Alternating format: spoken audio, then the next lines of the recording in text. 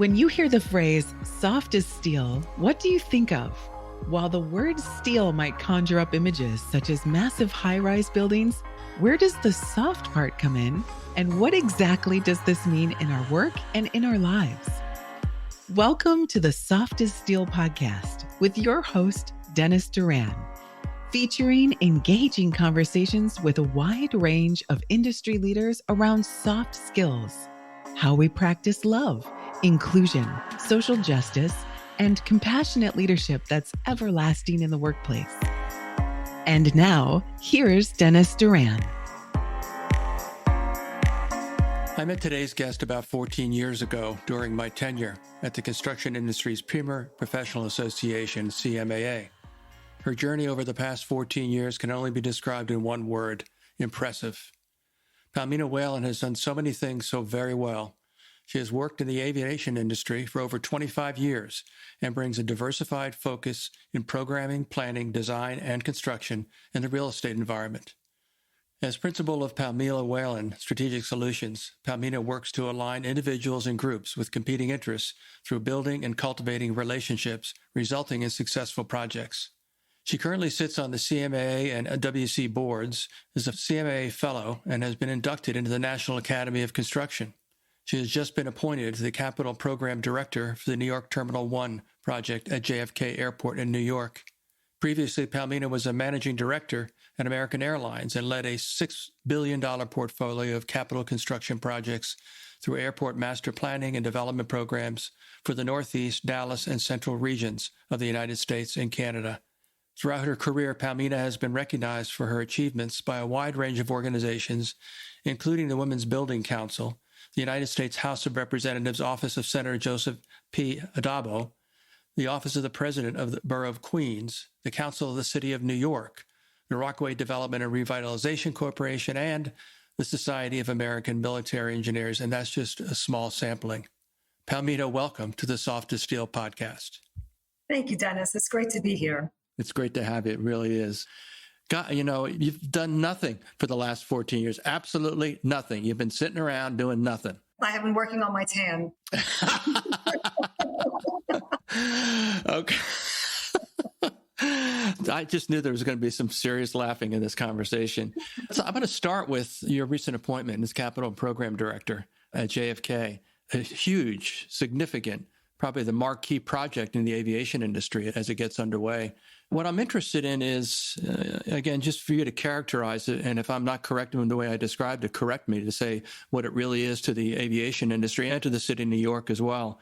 As you begin this critical project, how are they considering the future needs of people in how they are designing and planning to build this complex? And how are they thinking about how technologies of all types will facilitate what I guess I would generally describe as a safe and enjoyable experience for the people that will use that airport? So, Dennis, let me start by saying that I feel very blessed and privileged to be given the honor to serve on the JFK Terminal 1 program. It's monumental, right? The magnitude, what it represents in the aviation sector, both nationally and internationally, is like no other.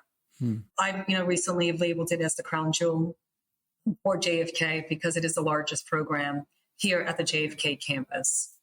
The program is set up in such a manner that design considers all elements of walks of life, right? So it is really designed through the elements of a passenger as well as combined with the elements of an operator.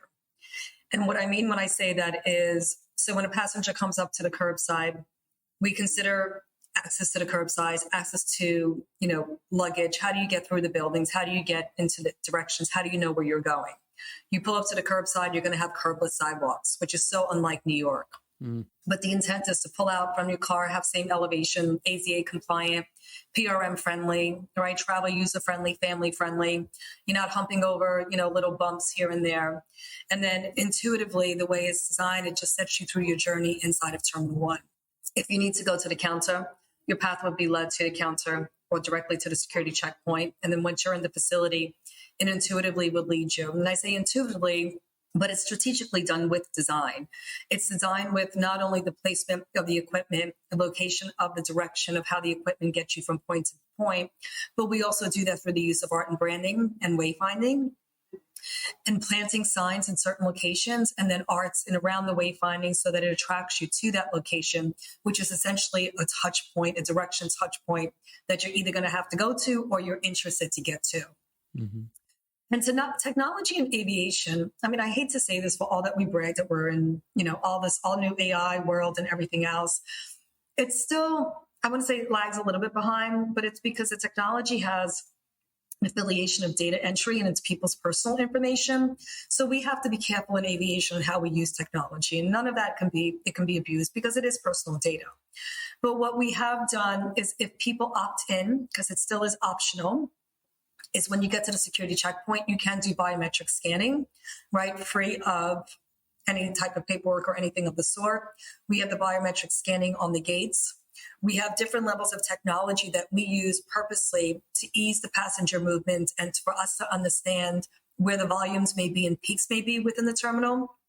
So we'll monitor the amount of cars that pull up to the terminal to make sure that there's enough flow in the terminal, on the curbside, or if we need to do more road management, we'll monitor the security checkpoint, make sure that people are getting processed at a timely manner, or if we need to assist or communicate with the TSA, and then also monitor the volume of people. And if there's clusters of people in a certain area, which means one of our reps have to go out to ensure that that cluster is there because they're either attracted to a piece of art and not because they're either lost or confused or, a large group of people that may need assistance.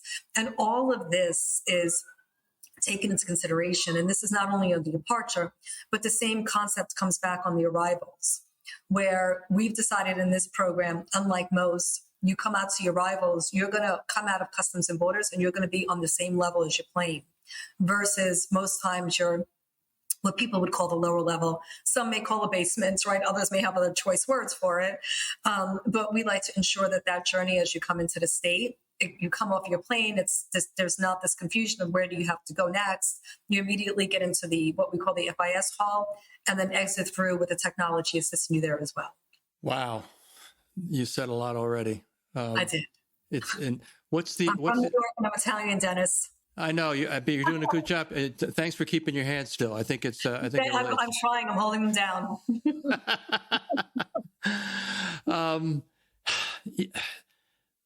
So I guess I need to go to the next place. That was a great answer to a good, I think, pretty good question, because people be interested to hear about this. And again, you confirm the absolute magnitude of what this project is all about. So it will be, to say the least, and therefore you will be highly visible.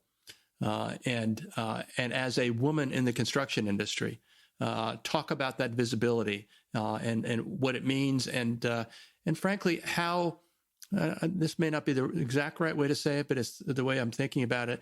How will you use that visibility to try to, for lack of a better word, accelerate the necessary, appropriate, and reasonable expansion of opportunities for leadership roles in the construction industry by women? Yeah. So it's interesting because my journey as a female in this industry has had its peaks and valleys. I've entered into the industry market at a time period that there probably weren't a lot of women that were interested in being in the sector, right? Maybe not as many engineers, not as many as construction managers, and not a course that was always shared with women as an opportunity. Mm-hmm. That this would be of interest, right? And a little bit for myself personally, it's a cultural upbringing as well. And I find that as I've evolved through the construction industry, it's been pleasing to know that more and more women have come in. I've spent, prior to this role, the last 20 years in aviation, and that was probably the one conduit that opened my eyes to all levels of diversity of all, right, of everyone, but more so the levels of diversity within women and the different roles that they played. So for me, it became a norm, and that norm created an expectation. Mm-hmm. And then the expectations just carried through my everyday life, right? And whether I was clear and conscious or subconsciously when I put my projects out to procurement to ensure there was different levels of diversity, inclusive of women, right? Whether if I was in a meeting, always making sure there were different levels of diversity, right? Mm-hmm. Including women. Mm-hmm. So it's been a very conscious goal of mine, because I do think that sometimes it's just the lack of knowledge of understanding that the construction industry has evolved, it has changed, there's opportunities, there are women in there. And it's important for myself and organizations that I serve on to have that outreach to let them know that there's a possibility. Mm-hmm. And I don't know if I've ever used it where I've gotten, and I'm going to probably use a bad word here because I don't want to sound derogatory, but where I've gotten benefit of it. Mm-hmm. Because in meetings, I'm just a person in the meeting, right? And I still do believe the best person for the job. Mm-hmm. And for me, it just means the best person for the job. And I'm just a person who filled this role, who happened to be, fortunate to have the opportunity to get to be in this role. Yeah. I'm not sure if that exactly answered your question. Maybe you want to repeat the latter part, because I'm not sure if I directly answered the latter part of your question. Yeah, that's good. But I'll follow up by saying that I think it's particularly worth noting for the benefit of people that might listen to our conversation that you live and have worked in a geography where the men are louder and stronger in their views about women in different positions in all industries, and you've managed to barrel through all that and not to do it in a harsh or demanding way. You've done it, and again, I've observed you from afar. I was closely observing you for a few years when we were together at CMAA. You as a leader in that organization, and my role there, and you've done it with the power of a positive personality. Good communication skills, all the things that are not gender specific. Again, they're things that the people that are in important leadership roles possess. Is that a fair way to kind of characterize a little bit more of why it's so worth talking about your particular journey? That's a very fair comment. I really do believe that if you're going to walk into a space and have a meeting and lead a meeting, then you have to own that environment. Right. And that's a general rule of thumb for anyone. It doesn't matter who you are, because to be leaders is just that. It's to lead. And to lead is to have a sense of belonging. It's to navigate a room. It's to read the environment. And Dennis, you and I have spoken about this to no end. I mean, soft skills is a key. Mm-hmm. And it's how do you stay positive, manage the soft skills, but yet be firm in your position. Mm-hmm. And it's a delicate balance. And it takes a little bit of time. It takes a little bit of practice. You don't always get it right at the first shot, but it's like everything else, right? If there's an intent and a desire to be able to formulate that skill, then that skill will formulate by default of practice, right? And more importantly, by default of the desire to be that person. Yeah. If you were to give a little bit of thought, and again, this is a conversation, it's all spontaneous. If I wanted deep research done, I would have been sending questions out. But I think I'm already enjoying tremendously this conversation, and it's just we're sharing our thoughts. Maybe a little more of a direct question that I'm curious about. If you could look back over your career, and let's make it a reasonable span over the last 10 to 15 years of your career. And if I were to ask you to by position and relationship, think about an individual who was an important mentor to you, or someone that provided you guidance as you move through your career, who might that person be, and what would you just say about that person that made them so important to you? Dennis, I love this question because people always say, who's that person? For me, it's who are those people? I learn from everyone. And it's very interesting. Are there a handful of people that stick out more than others? Absolutely. Mm-hmm. And I can say two of the handful of people were direct bosses who I worked for at American Airlines. Mm-hmm. But more importantly, there's a lesson to be learned from every human being that we interact from. And I mean every single human being, right? I can learn how to be humble from different people, how to be smart, how to be strategic, how to improve my soft skills. And it doesn't come from particular people or particular mentor, because people focus on this mentee-mentor relationship. For me, it's opening up the dynamics of my brain, right? Being receptive and willing to hear what people have to say that are specifically saying it from how I'm saying it. Mm-hmm. Because I can toot my own horn and I can drink my own Kool-Aid and I can make myself sound great to myself. Mm-hmm. But what's going to be more important is understanding how other people perceive me, understanding how other people think, because through that knowledge, I'm only getting wiser. And in my opinion, I'm becoming a better leader. Mm-hmm. Because then it allows me as a person to be able to truly understand the dynamics of a room or a situation, right? Or an environment.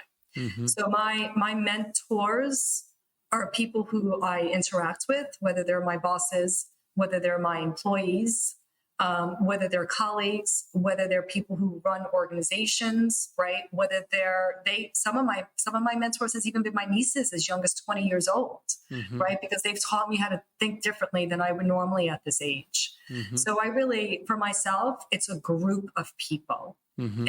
And for me, it's consistently transitioning because I don't want to say get older because I will be 25 for the rest of my life, but as some of us age, we enter different parts of our lives. And as some of us develop more of our social skills or our professional skills, we enter different parts of our lives. Mm-hmm. So it's always really important for me to be aware of those people around me at that current time that can serve as my mentor. Mm-hmm. As you know, from following a little bit of what I do and hearing me talk or hearing people talk about me talking about soft skills, which I describe as not really being skills. What they really are is a person's qualities, attributes, their behaviors, a manifestation of their personal values. That's what soft skills are all about. So with that as a description, and again, you're a person that has a very wide swath of humility in you, and that's one of the reasons you've been so successful. And even your answer to my question by not singling out one or two individuals and talking about people that have come through your life. If someone were to ask about you, what do you think Palmina's greatest qualities are? Take yourself outside of you for a moment and tell me what people might say about you. That's a really good question. Do I really have to answer it? You really do. Yeah. I really do. Okay. Yeah. Today, in fact. Today. Yeah, today. Well, I'm going to stick with the professional environment because I know what my friends would say about me. I think for the most part, if people had to talk about, if they had to explain me in a certain manner, I have been told a lot in our design build industry, right, our design construction industry, that I'm, if nothing else, fair and reasonable. Mm-hmm.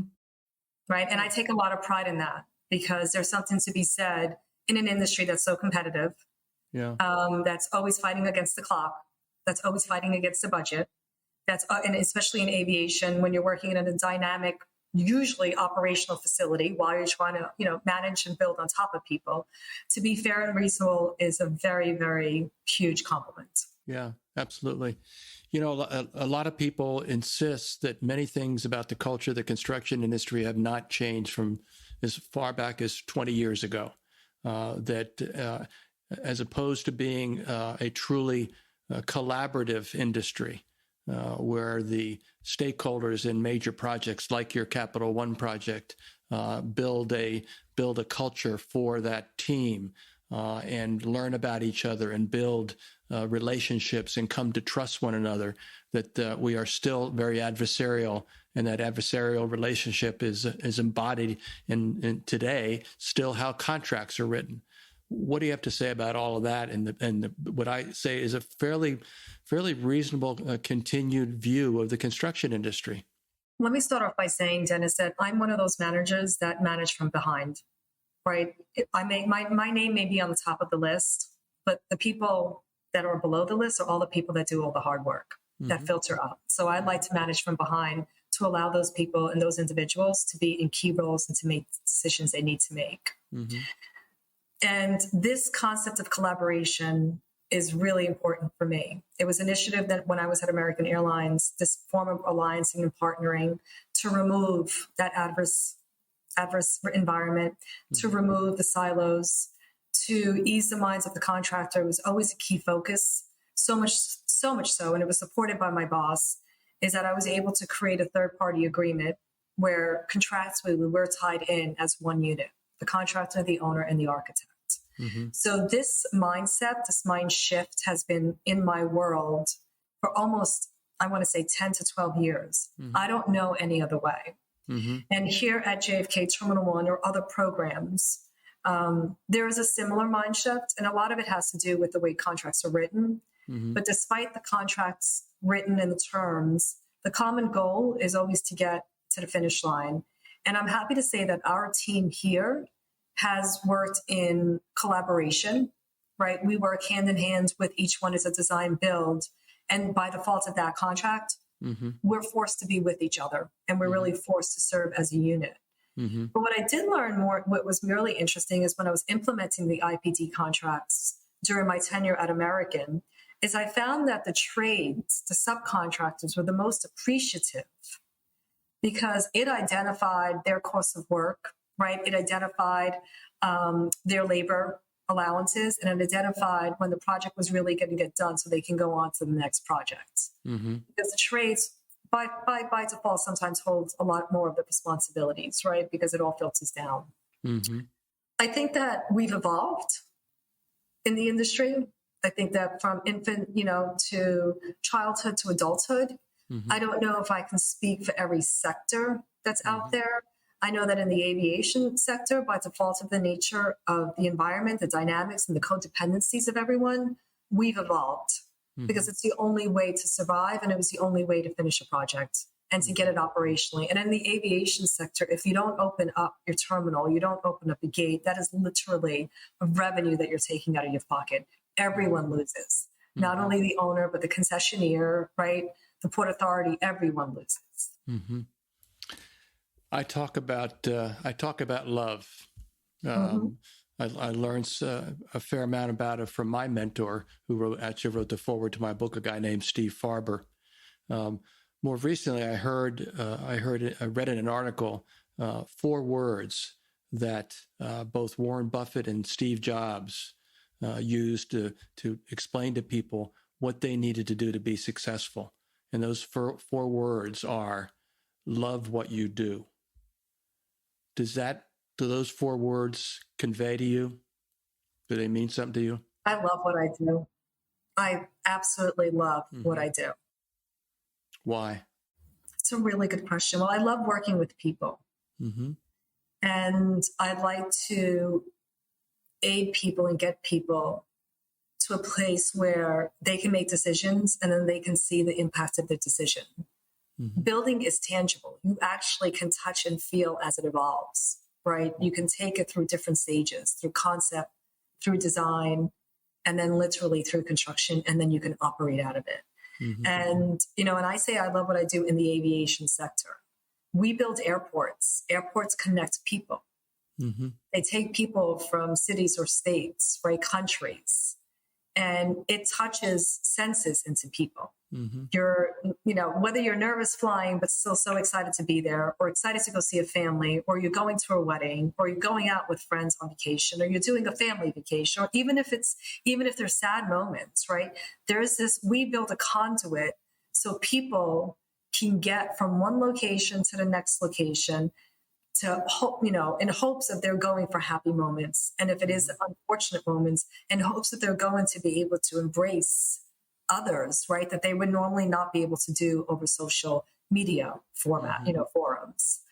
And it becomes a tangible experience. So not only does the construction become tangible, but what the buildings represent then also becomes tangible, and there's a sense of humanity to it. Mm-hmm. And for me, it's a beautiful blend of doing something technical and then getting to see the humanity aspects of it and mm-hmm. see how it operates and what it represents to everyone. Mm-hmm. Yeah. On the front of talking about inclusion, again, the latest terminology is DE&I, diversity, mm-hmm. equity, inclusion.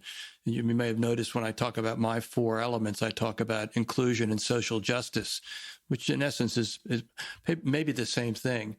But how's your project approach trying to do everything they can reasonably in order to try to bring about a recognition of the need to be diverse in the workforce and inclusive? How are you accomplishing that? Well, the project's JFK Terminal 1, I'm happy to say, Contract-wide, we're at 40% diversity. Wow. It's huge. Our goal was 30. We've exceeded by 40. And we continue to try to reach for the stretch goal. So I'm really proud of the work that this team has done. I'm proud of the work that JFK Terminal 1 has done, that the Airport Authority has done, that the design builders, and the architects.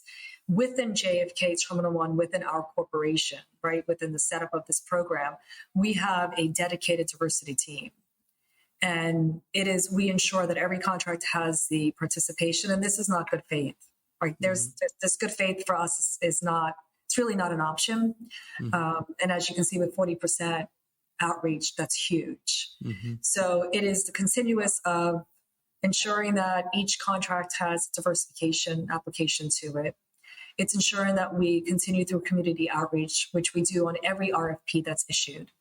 It's ensuring that we also, advocate with the community in the outreaches, with them, and ensuring that we give them the ability and the knowledge. So we have a website that's set up that will do a full outreach to anyone who's certified with the port that's registered with our team, and they'll know how to register because it's in the Port Authority's portal.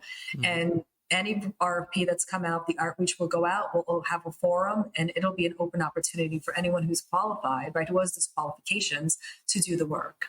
Yeah. Most of the work that's happening is a skill set, Dennis, so this is really exciting for us to see. And it's worked out really well. We're really proud of it.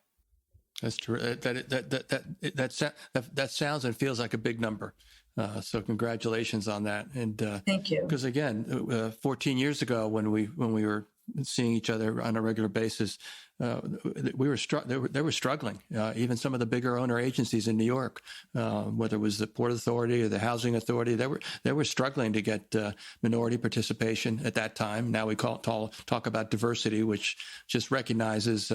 As I like to say, when I ask a question, a lot of audiences, I ask them to kind of look around the room that they're sitting in, and the question is, what's one thing that you have in common with every other person that you're sitting here with in this room today, or any room you go into, or any place you go? And I give them about 5 seconds to come up with the answer, and then I give them the answer. And the answer is that you're different from every person in this room, that there are no two people that are alike. And that should be a good news feature, because that may mean that if they're different, then maybe they're going to be interesting to me, as opposed to what we both know is really the historical cultural pattern. And that is that for my generation, differences are potentially a problem. We see someone doesn't look like me, to put it bluntly, and that's potentially a problem, because when I was growing up, this or that. Again, talking about the whole idea that who we are today and how we view differences is a function of everything we've learned and experienced from the time we were born until essentially this very moment. And unfortunately, based on things that we learned and things that we saw or heard as we were growing up, everyone's got some degree of implicit or unconscious bias about individuals or groups of individuals. And that's one of the challenges we're dealing with today.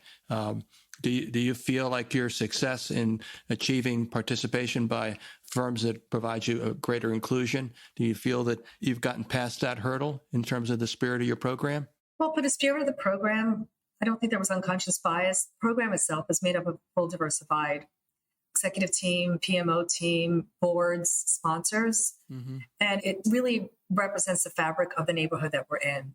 And Dennis, I was born and raised in Queens. I'm first generation. Diversity has always been part of my circle. It's been part of my DNA, right? For all intended purposes, I'm a diversified person. Being a female, being first generation, English being my second language. But our program, our community, our mindset, we breathe the fabric of Queens. The fabric of Queens is full diversification. And, my niece once said it really well. I said, what did you learn in school today? And she said, well, that everybody is part of the rainbow color, right? That there's a color somewhere in there and everybody has a color. And I thought that is a really great way to say it, right? So I do feel like we are a color of rainbows here.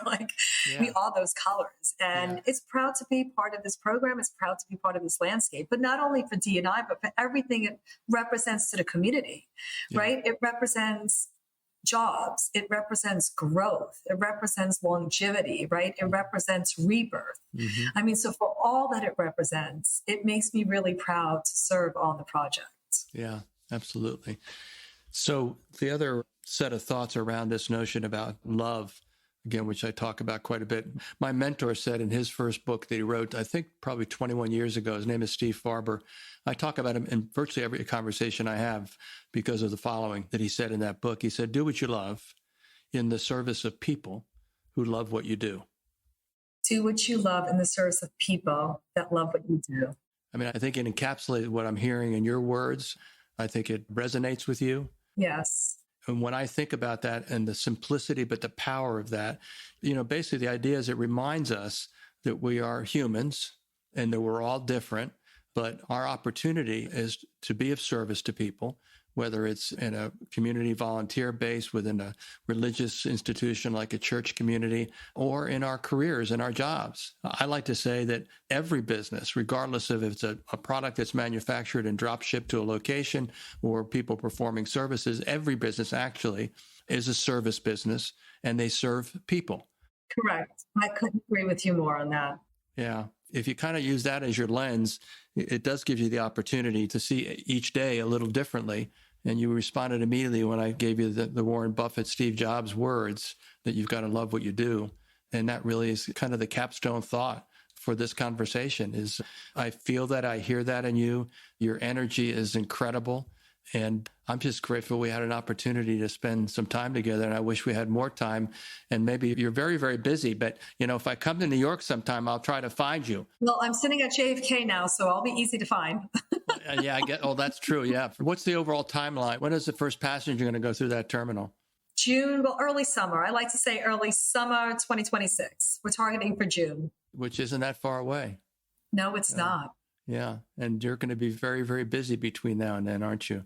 I'm going to be very, very busy. Yeah. Yeah. Don't sadden me. Yeah. It's been an interesting byproduct of my deciding to do this podcasting and reaching out to people that I knew 14 years ago and them agreeing to visit with me. But it seems like we just saw each other or talked the other day. And I had the same feeling when I talked to Sandy, the same feeling when I talked to Rebecca. It's so gratifying and also just is a good feeling. So thank you so much for coming and visiting with me on the Soft as Steel podcast. Thank you for having me, Dennis. This was wonderful. Good. Thanks for joining us today for this episode of the Soft as Steel podcast with your host, Dennis Doran. Dennis is the author of Soft as Steel and a leading speaker and trainer for organizations across many industries and verticals. To learn more about the work Dennis is doing to activate soft skills in the workplace, contact him at DennisDuranSpeaking.com. Be sure to check out his book, Soft as Steel, on Amazon or wherever books are sold. You can subscribe to this podcast on iTunes or wherever you'd like to get your podcasts.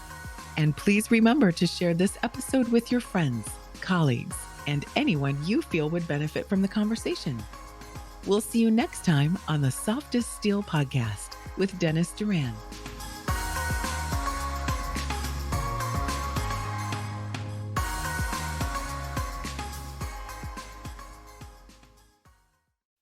Produced by Audivita Studios. Connect your voice to the world.